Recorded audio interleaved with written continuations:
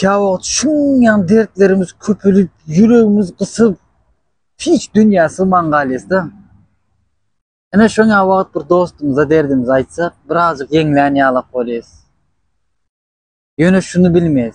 Dostumyzyň hem dostu bardyr. Ýalmyşyz şo derdimizi aýdan adamymyz içinden aýda oturan ölbüğününde. Oňat bolupdyr. Oh, ýaman oňat bol diýip diňläp oturamyz. Onu bizler bilmeýäs. Ýöne şoňa derdimizi aýtsak ýeňleýäs. Ýöne asyl etmeli işimiz näme bileňizmi?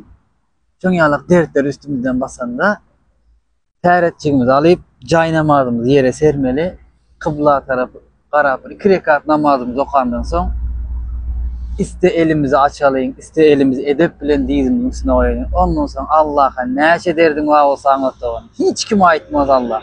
Ve Allah hiç kime aýtmaýşy bilen seni rezil etmeýşi ýalap, seni maskara etmez ya etmeýşi ýalap, senin her bir aýdan zadyňa jogap berer Allah.